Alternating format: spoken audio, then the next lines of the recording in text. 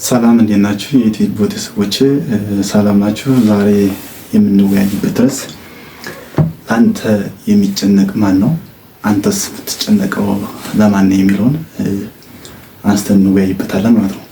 ይህን ርዕስ ላነሳ የቻልኩበት ከአሁኑ ካለው ከጊዜው ከባድነት ምን አይነት ጊዜ ላይ እንዳለን ከሱ ተነስቼ ለማውራት ስለፈለግን ነው።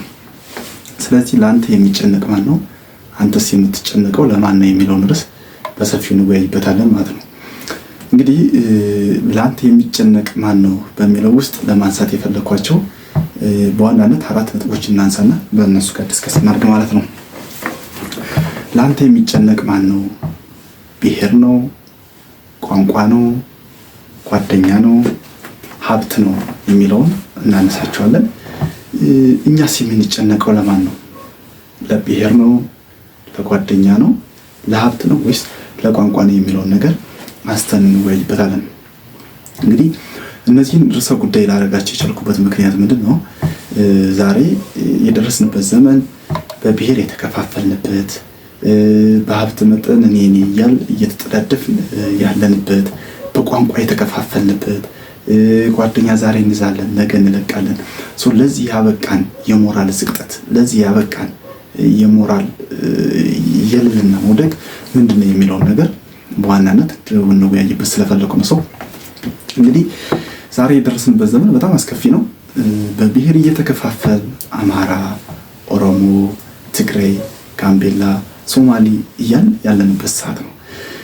በብሔር እንድንከፋፈል ያደረገን ነገር ምንድን ነው? ብሔር ውስጥ የጠቀመን ምንድን ነው? አማራነት ምንድን ነው? መግቦናል፣ ቀልቦናል። ትግሬነት መግቦናል፣ ቀልቦናል፣ ለሞራል እናድርሶናል። አንድ መሆን አንችልም ወይ? ኦሮሞነት ምንድን ነው የጠቀመን ነገር? ጥቅሙስ ምንድን ነው? ምን አግኝተንበት ነው እንደዚህ ልንከፋፈልንበት የቻል? ከመገደል፣ ከመሞት፣ ከመሰቃየት፣ ከረሃብ፣ ከጥማት፣ ከችግሮች ምንድን ነው የጠቀመን ነገር የሚለውን ነገር ነው ያለን። ቋንቋስ ምንድን ነው የጠቀመን ነገር ምንድን ነው? አንድ ላይ ብንሆን እንኳን አንመማርበትም ወይ? ወደ ተሻለ ደረጃ አንደርስበትም ወይ? ወደ ከፍታ አንደርስበትም? ቋንቋን ትግራይ፣ አማራ፣ ኦሮሞ አንድ ላይ ብንማረው ብንለምደው ወደ ተሻለ ደረጃ መድረስ አንችልም ወይ? ይሄ ነገር እስኛ ምንድን ነው የጠቀመውን ነገር በደንብ እናያለን። ጓደኛ ነው። ጓደኝነታችንስ ምን ላይ የተመሰረተ ነው?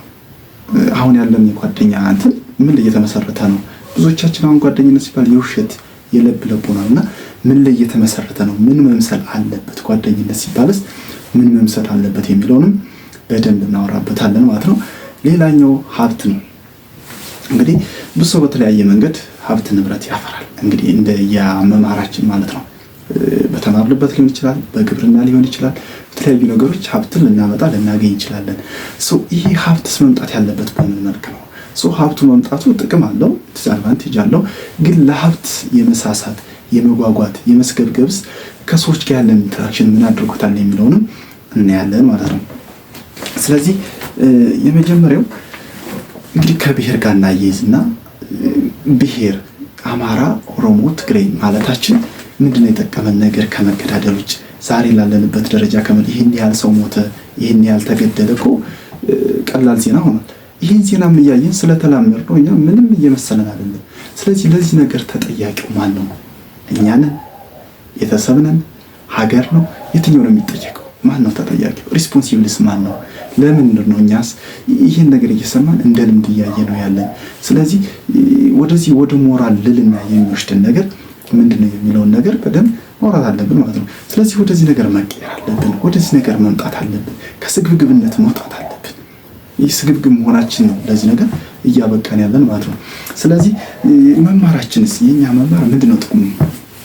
ዲግሪ መያዛችን፣ ዲግሪ መጫናችን፣ ማስተር መጫናችን፣ ዶክተር መጫናችን፣ ዲግሪ መጫናችን ብሔር እንድንቆጥር ካደረገን፣ ዲግሪ መጫናችን ከረሃብ ህብረተሰቡን ካላወጣ፣ ዲግሪ ከመጫናችን ከሞት ካላወጣ የኛ መማር ምንድነው ጥቅሙ?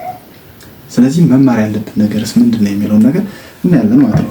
ስለዚህ እነዚህን ጠቅልል አድርገን ስናያቸው እነዚህ ነገሮች እንግዲህ ዛሬ ላለንበት ደረጃ አድርሰውናል። ሁላችንም የምናውቀው ነው። ከዚህ ነገር እንዴት መውጣት አለብን ነው። ከዚህ ነገርስ እንዴት መላቀቅ አለብን የሚለውን ነገር እናያለን ማለት ነው። ከዚህ ነገር ለመውጣት ወይም ከዚህ ነገር ለመላቀቅ የመጀመሪያው ውሳኔ እንግዲህ የጥበብ መጀመሪያ እግዚአብሔርን መፍራት ነው ይላል መጽሐፍ።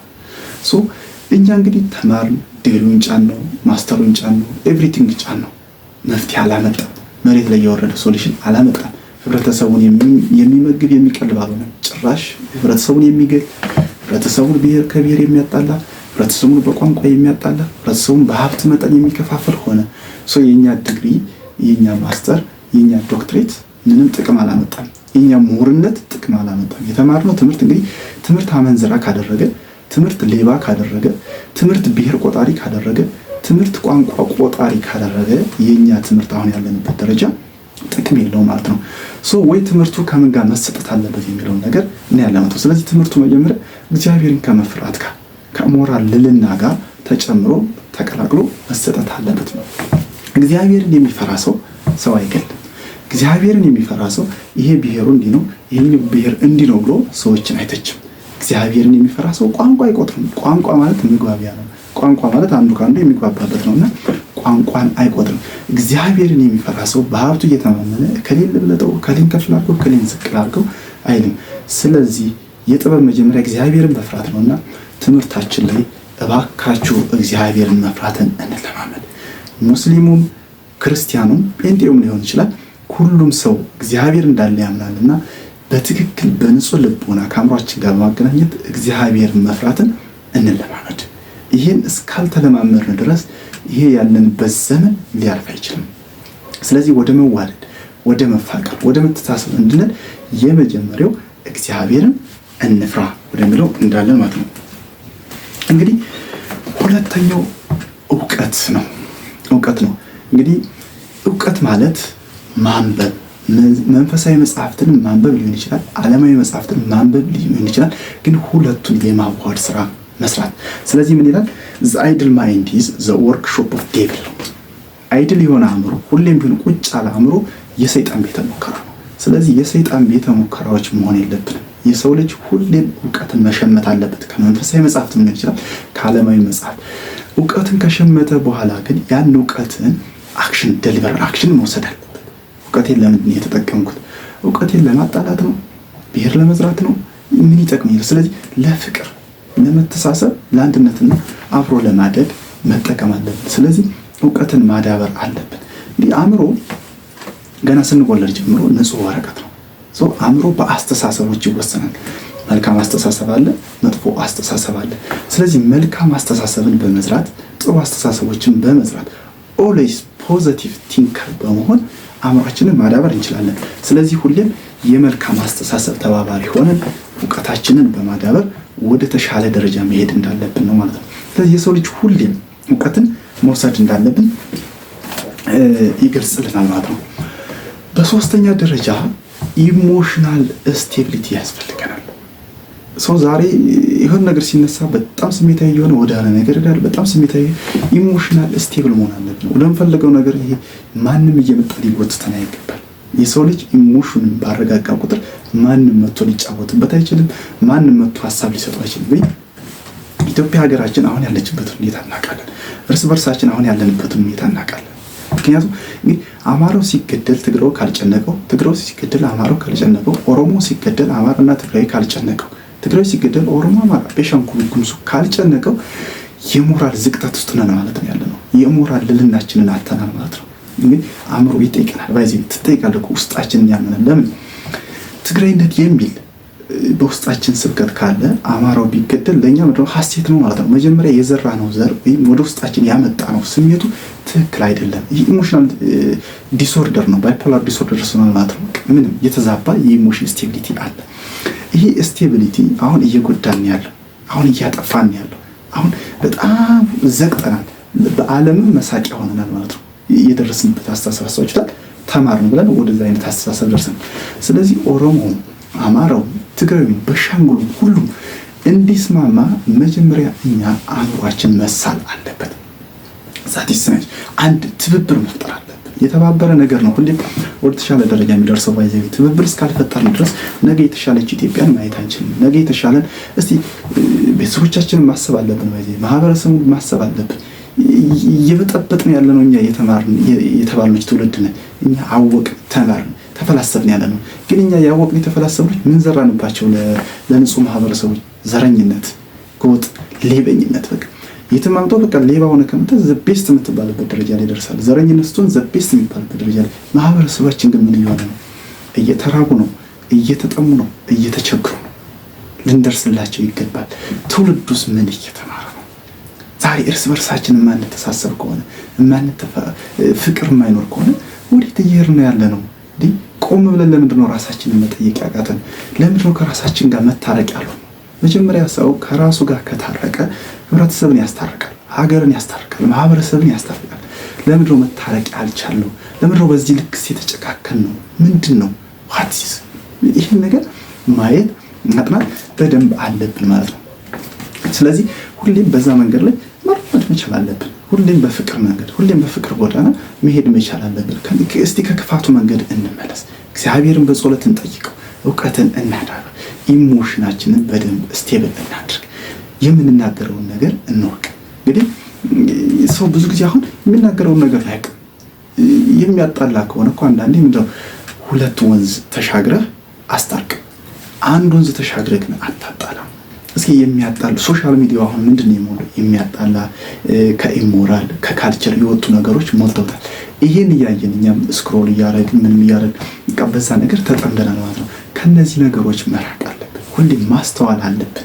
የምንናገረውን ነገር፣ የምናደርገውን ነገር፣ የምናነበውን ነገር መምረጥ አለብን ማለት ነው። ለምንድን ነው መምረጥ ያለብን? እንግዲህ የሰው ልጅ ፍሪ ዊል ነው። ነፃ ፍቃድ እስከተሰጠው ድረስ የፈለገውን ነገር መከተል መብቱ ነው። እዛች ነፃ ፍቃድ ላይ ነው አሁን እየተጫወትን ያለ ነው። ነፃ ፍቃዳችንን ተጠቅመን ምን አድርገንበታል? ብሔርን የቆጠርንበት፣ ቋንቋን የቆጠርንበት፣ ሀብትን የቆጠርንበት ነውስ ደግሞ ህብረተሰቡን ስለማሳደግ አስበን እናውቃለን? ህብረተሰቡን ወደ ተሻለ ደረጃ ስለማድረስ አስበን እናውቃለን?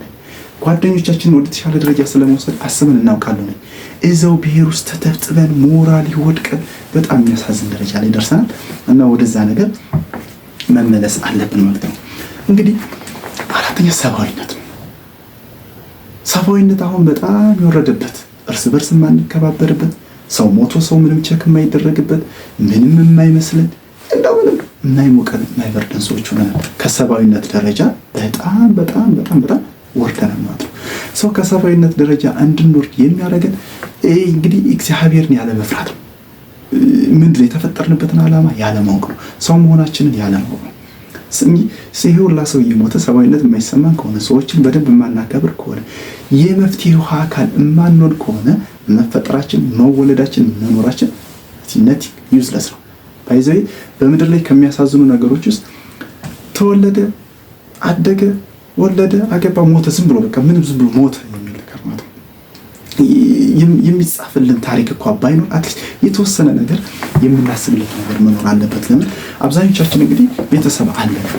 ቤተሰቦቻችን 80% የሚባለው እንግዲህ የገጠራማ አካባቢ ነው ይባላል። ገጠራማ አካባቢ እንግዲህ እንደምታዩት ነው ያለው ነገር ሀገራዊ ሁኔታው ምናምን። ይሄ የመጣው ደግሞ ማን ነው? በእኛ በ20% ተማርን በተባለው የተማሩ መሀይማን ብዬ ነው ከራሴ ጀምሮ ነው የተማር መሀይማን ማናቅ መሀይማን። ምክንያቱም ተምረን ሀገር ነው ያፈረስንበት ማለት ነው። ተምረን ሰው ነው ያጣላንበት። ተምረን ህብረተሰቡን ብሔር ክፉ ነገር ነው የዘራንበት። የኛ መማር ጥቅም ሊኖረው ይገባል። የኛ መማር ሀገርን መምራት አለበት። የኛ መማር ህብረተሰቡን መጥቀም አለበት፣ ማሳደግ አለበት። ስለዚህ ሰብአዊነት በጣም ወሳኝ ነገር ነው ብዬ አስባለሁ። እንግዲህ ተማር ደረስ 21ኛው ሴንቸሪ ላይ ነው። በ21ኛው ሴንቸሪ እንዲሆናል የሚል ነገር አለ። በጣም ማለት የሚያዝናናኝ እንትን ነው። ታዲያ 21ኛው ሴንቸሪ ሲቪላይዜሽን እንደዚህ ከሆነ ባይዜ ቢቀርብን ይሻላል። ሲቪላይዜሽን የሰውን መግደል የሚመለከት ከሆነ፣ ሲቪላይዜሽን ድህነትን የሚያመጣ ከሆነ፣ ሲቪላይዜሽን ሰዎች ሲራቡ ማየት ከሆነ፣ ሲቪላይዜሽን እኔ ራሴ ስጠማሚ ከሆነ የ21ኛው ሴንቸሪ ይባላል። 21ኛው ሴንቸሪ ሞትን ያቃልልልን ብዬ ነው የማምነው። ሞትን በደንብ እንድንሰማ ዜና ያደረገ ሰው መሰልጠን ማለት አሁን እየተሸወር ነው ብዬ አምናለሁ። መመለስ አለብን፣ ራሳችንን መጠየቅ አለብን። መሰልጠን ማለት በማቴሪያሊዝም መንጠቅ ማለት አይደለም። በማቴሪያሊዝም እውቀት መያዝ ማለት አይደለም። ይሄ ነው የሰው ልጅ በሁለቱ መሳል አለበት፣ መዶምዶም የለበትም። በዚህ ጋር ማቴሪያል አዎ ያስፈልገናል። እኔ ለመኖር ምግብ፣ ውሃ፣ ልብስ ማለት የተለያዩ ነገሮች ያስፈልጉኛል። እውነት ነው፣ ይሄ ያስፈልጋል። እግዚአብሔርም ሲፈጥረን ከአራቱ ባህሪያተ ሥጋ ሲፈጥረን እኮ የሚያስፈልገን ነገር መጀመሪያ ፈጥሮ ነው። በሁለተኛ ደረጃ ግን ነፍስ ታስፈልጋለች። የሰው ልጅ የሁለቱ ድምር ውጤት ነው። ስለ ነፍሳችን መጨነቅ አለብን። ነፍሳችን ስትጠግብ ስጋችንን ትገዛለች። ስጋ ሲጠግብ ግን መጥፎ ነው። ነፍስን የሚረሳል፣ ሰውን የሚረሳል። ነፍስ ትጥገብ። ሁሌም ነፍስ ስትጠግብ ስጋን በደንብ ትገዛና ሰውን ታከብራለች፣ ታያለች፣ ከየት እንደመጣች እንዴት እንደሆነ በደንብ ታያለች ማለት ነው። ስለዚህ ሁሌም ቢሆን እንደዛ መሆን አለብን። እንግዲህ በአምስተኛ ደረጃ ተፈጥሮ ነው። ከተፈጥሮ በጣም መማር ያለብን ነገር አለ። ባለፈውም እንትን ላይ አንስቼው ነበር ዩቲዩብ ቻናል ላይ። ተፈጥሮ በጣም ወሳኝ ነው። እንግዲህ ኤግል ሜንታሊቲ ይባላል። ኤግል ሜንታሊቲን አይ ቲንክ በሚቀጥለው ይዣላችሁ እመጣለሁ። ከኤግል ሜንታሊቲ ግን አንድ ነገር እንውሰድ። ኤግል ሜንታሊቲዋ ምንድነው? የሞተ ነገር አትበላም፣ አድና ነው የምትበለው። አድና የዛ የሞተለት ሰው እሱ አድና ለፍታ ጥራ ግራ የምትበለው። ኤግል ሜንታሊቲን በጣም ልናሰርጽ ይገባል። እኛ ዛሬ የምንበለው እንጀራ የምን እንጀራ ነው? የደም እንጀራ እየበላን አይደለም ወይ? የሙት ሰዎችን እንጀራ እየበላን አይደለም? ይህን ነገር ግን ልናስተውልበት ይገባል። ተምረን በምንዘረው ዘርና በምንዘረው ብሔር፣ በምንዘረው ቋንቋ፣ በምንዘረው አጉል አስተሳሰብ እንጀራ እየበላን አይደለንም ወይ? ይሄን ነገር ልናስተውልበት ይገባል። ስለዚህ በምንለፈው በምንደክመው እንጀራ ብቻ መብላት አለብን። የላባችን ጥረግረ ብላ ነው ያፈቀደልን ነገር ምንድን ነው? ጥረግረ ብላ ነው። ስለዚህ ማስተዋልና ጥበብን ሁሌም እግዚአብሔርን እንለምነው። ባካችሁ ወደ ተሻለ ደረጃ እንድረስ፣ እርስ በርስ እንዋደድ፣ እንፋቀር። ይሄ ነገር በጣም ያስፈልገናል። አሁን ጊዜው ከፍቷል፣ ጊዜው ክፉ ነው እና ሁሌም ተዘጋጅተን አምላካችንን እንጠብቀው። ሁሉም ነገር ኃላፊ ነው። እኛ ካልተጠቀምንበት፣ ዛሬ ተማርን ብለን ካልተጠቀምንበት ለማለፍ ተላልፈን እንሸጣለን። ለማክሰኞ ያለቀቀ ሰኞ የለም። ሁሉም ነገር ያልፋል፣ ሁሉም ነገር ይሄዳል። ዛሬ ተማርን ያለ ሰዎች፣ ዛሬ ተሻለ ልጅ አለን የምንል ሰዎች ወይም ፊደል ቆጥረናል የምንል ሰዎች መጠቀም አለብን። ይሄን ጊዜ ካልተጠቀምንበት ራሱ እግዚአብሔር የራሱን ስራ ይሰራል ማለት ነው። እንግዲህ እግዚአብሔር ሊሚት አለው፣ ሄዶ ሊሚት አለው ማለት ነው። እኛ መጠቀም ካልቻል ራሱ እግዚአብሔር ስራውን ሰርቶ እንትን ይላል፣ ወደ ተሻለ ደረጃ ያሻግረናል ማለት ነው። ሁሌም እግዚአብሔርን በጸሎት እንደምነው ሰዎችንም ወደ ተሻለ ደረጃ እናሻገር፣ ህብረተሰቡን ለመጥቀም ወደ ተሻለ ደረጃ እነዚህን ነገሮች እንድናደርግ በትህትና ጠይቃለሁ። ቻናሉን ሰብስክራይብ፣ ላይክ፣ ሼር እያደረጋችሁ አግዙኝ። አዲስ ጀማሪ እንደመሆኔ መጠን እንድበረታ፣ እንድጠነክር በዚህ መልክ አግዙኝ። አመሰግናለሁ።